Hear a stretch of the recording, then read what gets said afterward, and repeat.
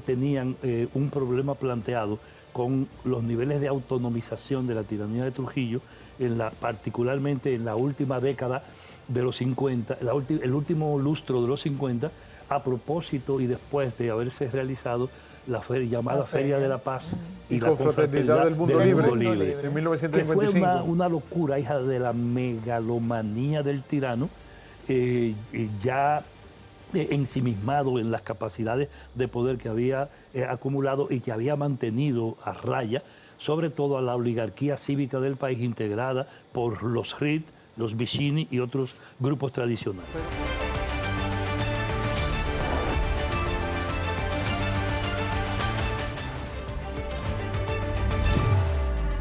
Gran revuelo ha causado la desclasificación de los archivos vinculados al 35º presidente de los Estados Unidos, John Fitzgerald Kennedy, aprobados recientemente por el presidente Donald Trump.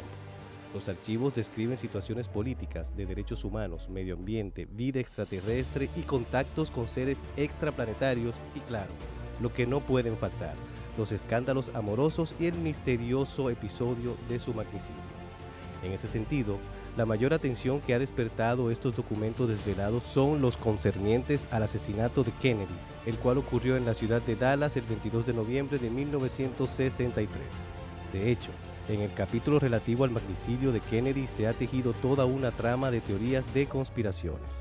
Entre todas las teorías que aparecen en el expediente, de las cuales la mayoría fueron expuestas en diferentes momentos de la historia, la que más sobresale es la versión de que el 35º presidente norteamericano fue asesinado por una célula de miembros de la Central Investigation Agency, o Agencia Central de Investigaciones, mejor conocida por sus siglas en inglés como la CIA. En cuanto a esta versión, un memorándum de junio de 1967 revela que Gary Underhill, ex oficial de inteligencia del ejército estadounidense, huyó de Washington, D.C., muy agitado, al día siguiente del asesinato de Kennedy y le dijo a un amigo que una pequeña pandilla dentro de la CIA estuvo involucrada en el crimen. 6 meses después, cansado de esconderse, se reportó la muerte del ex agente en su apartamento ubicado en Washington, D.C. El informe oficial concluye afirmando que Gary Underhill se había suicidado. Otras versiones atribuyen el asesinato del joven presidente a grupos mafiosos, élites comunistas, entre otras versiones menos creíbles. En tanto, los expedientes que fueron hechos públicos impactan no solo en los Estados Unidos, sino también en todos los continentes habitados. De hecho, algunas de las informaciones desclasificadas revelan el fuerte servicio de espionaje que le tenían al líder político y maestro de maestros de la literatura, el profesor Juan Bosch. Según algunos informes, los seguimientos que le daban a Juan Bosch vienen desde la década de 1950. El expediente revela que la inteligencia norteamericana espió al profesor en por lo menos 4 países. En torno a este tema también se han confeccionado teorías conspirativas sobre la participación norteamericana en el derrocamiento del primer presidente democrático de la nueva era, así como también en la desestabilización de su corto gobierno. De igual modo, los expedientes trataban sobre algunos aspectos del último tramo de la era de Trujillo, la salida de los familiares y allegados al dictador y sobre la presidencia títere de Joaquín Balaguer en 1960, su huida del país y su asilo político en Norteamérica a principios de 1962. Sin embargo, lo que sí se puede aplaudir es que se transparenten esas clases de informaciones de interés colectivo, debido a que ahora se podrá ahondanar mucho más, no solamente en el asesinato del presidente, sino también en las tramas que fueron orquestadas desde Washington durante su gobierno y que influyeron en el accionar y el porvenir de muchos pueblos, entre ellos la República Dominicana.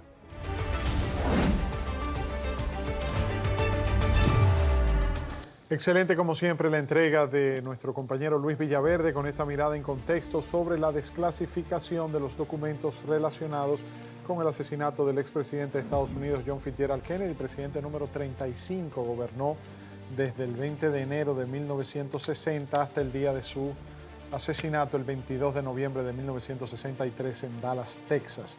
Lisette y yo recibimos a Fernando Peña, un destacado politólogo, historiador, es una persona con vasta experiencia y cultura en el conocimiento de la historia, no solamente de Estados Unidos y República Dominicana, sino de las relaciones entre estas dos naciones, y más que vivió esa época de la Guerra Fría y esas tensiones entre los dos los dos grandes países de las potencias, Estados Unidos y la Unión Soviética, y nosotros en el medio de todo eso y al lado de Cuba.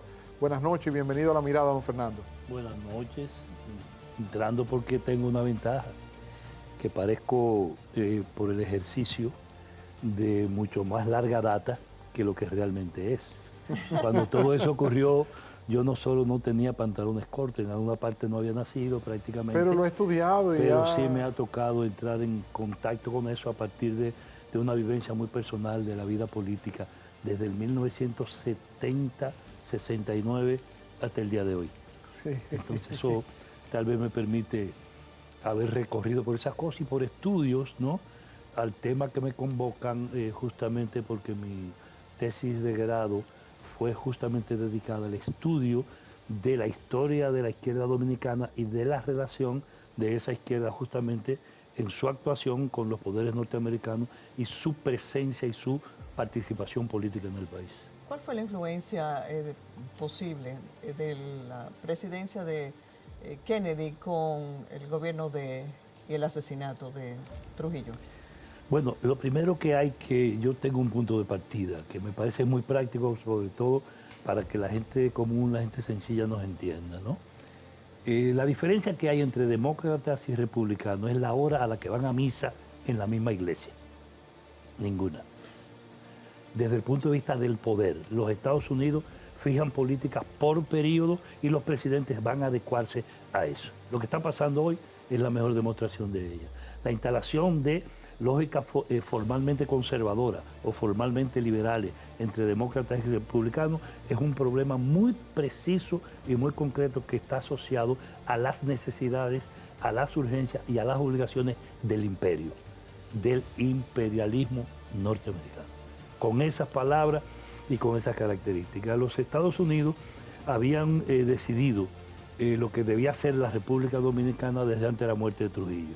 Por eso ellos no solo tenían el seguimiento absoluto de lo que aquí pasaba, sino que tenían un problema planteado con los niveles de autonomización de la tiranía de Trujillo, particularmente en la última década de los 50, el último lustro de los 50, a propósito y después de haberse realizado la llamada Feria de la Paz y la Confraternidad del Mundo Libre en 1955. Que fue una locura, hija de la megalomanía del tirano, ya ensimismado en las capacidades de poder que había acumulado y que había mantenido a raya, sobre todo a la oligarquía cívica del país integrada por los Reed, los Vicini y otros grupos tradicionales. Pero perdóneme, don Fernando, en 1958, el entonces vicepresidente de los Estados Unidos, Richard Nixon, que tenía una cercanía muy estrecha con Trujillo, de hecho se dice que era parte de los consultores, abogados de Trujillo y que le hacía lobby a Trujillo.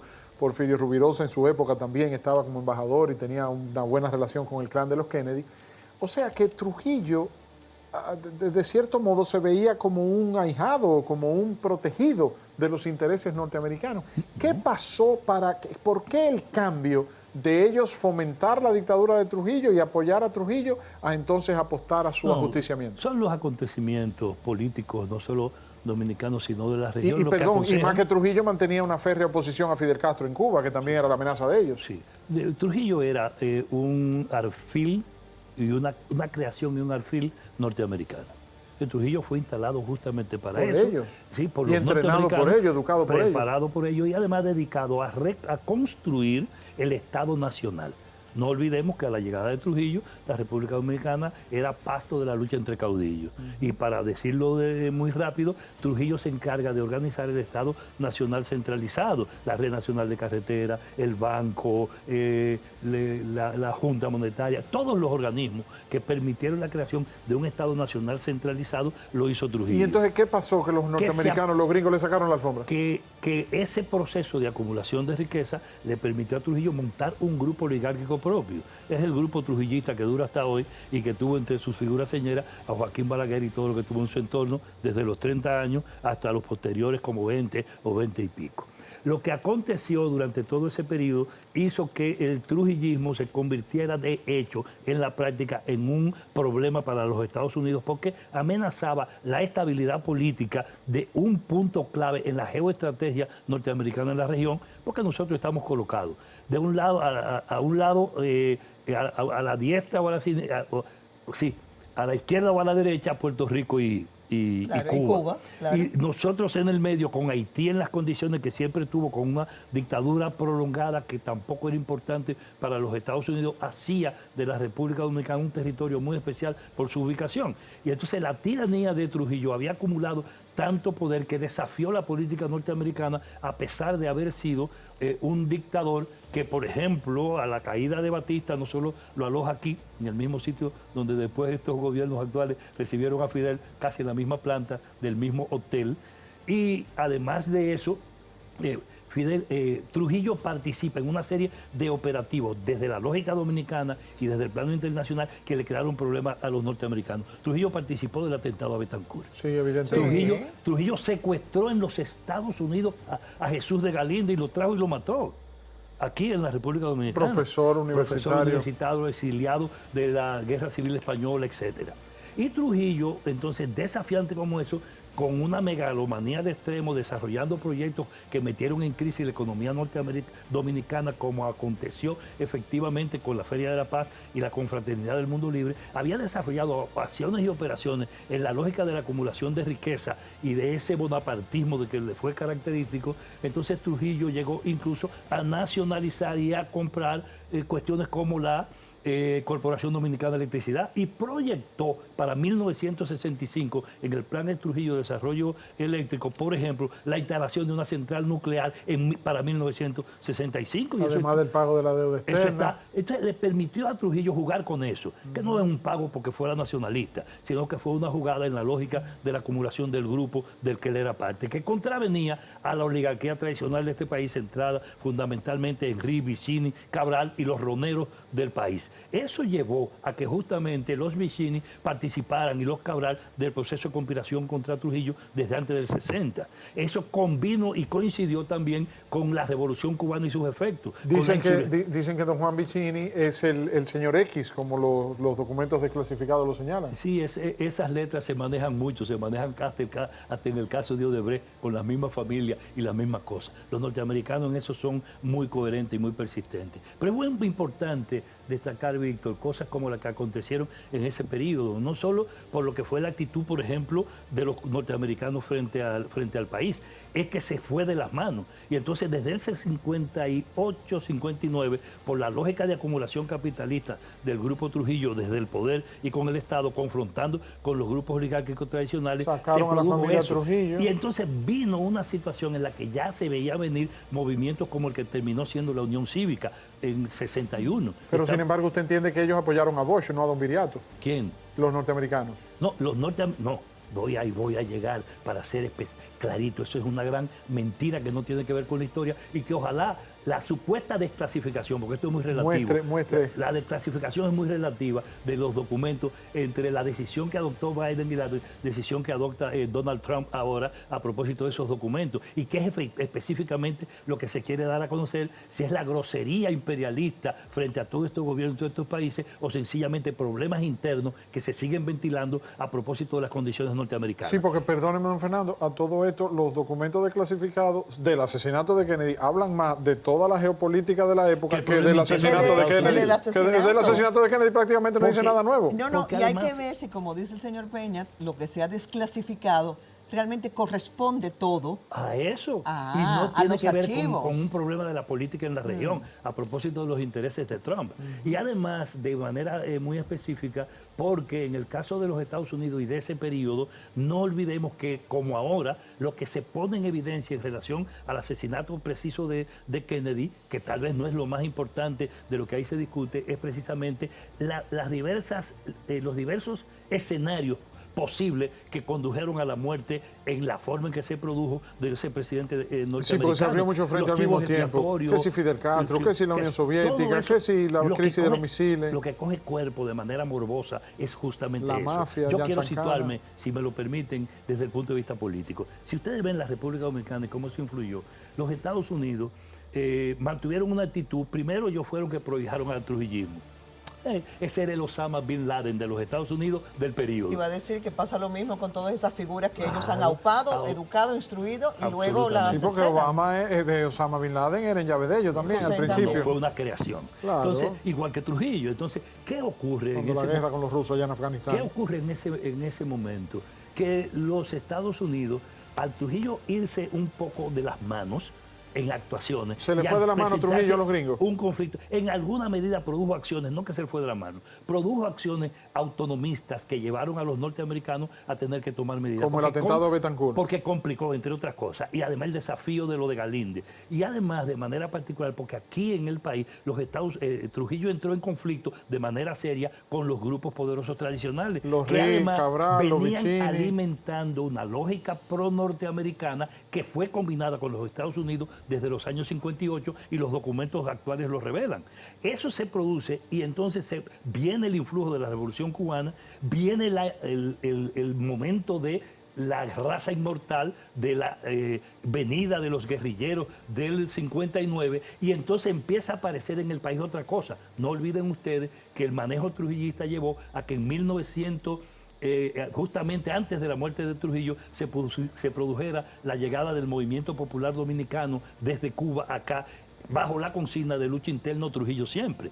Cuando eso se produce, combina y coincide con la aparición del movimiento de Unión Cívica, Sin embargo, ellos... del que fue parte incluso una figura como Manolo Tavares, que con Viriato Fiallo fue incluso en aquella comisión famosa a Washington. Estamos hablando entonces de un movimiento que combinó las ansias de un país por salir de la tiranía, que se vieron catapultadas por el golpe que produjeron los Estados Unidos con la Don muerte Fernando, de Trujillo, en alianza con los Wimpy, con los Vicini, con los apoyaron a Bosch y después prefirieron a Balaguer. No, no apoyaron nunca a Juan Bosch. Los Estados Unidos, hay una figura... ¿Apoyaron a don Viriato entonces? Está en mi tesis de grado de la universidad. Y los invito a buscarla porque anda por ahí todavía. Fue publicada como libro después. Ahí afirmo y me apoyo en un documento también norteamericano del Departamento de Estado, donde decían los Estados Unidos: en la República Dominicana nosotros tenemos 3 posibilidades en orden decreciente de preferencia. Vamos a verlas, ¿cuáles son? La primera, un gobierno democrático decente. Segundo, un gobierno filocomunista dirigido por Juan Bosch. O tercero, la vuelta al Trujillato. Entonces, estoy haciendo la cita y decían: somos partidarios de la primera, de un gobierno democrático decente. Ese era el que intentaron hacer más de una vez con Joaquín Balaguer y otros en la continuidad, o gobierno cívico dirigido por grupos de Santiago y por grupos capitalinos combinados en la relación que había entre Vicini y los Rick Cabral. Pero dijeron, mientras exista la posibilidad de un gobierno filocomunista, ya le venían dando seguimiento a Bosch y lo demuestran los propios documentos de ahora, dirigido por Juan Bosch, no renunciamos a la vuelta al Trujillato. Por eso el papel de Balaguer después de la muerte de Trujillo. Y por eso después el papel de gobierno tan rápido uno tras otro. Se le hace imposible volver con lo que pasó con la Unión Cívica y con lo que pasó con el 14 de junio, detener a Juan Bosch.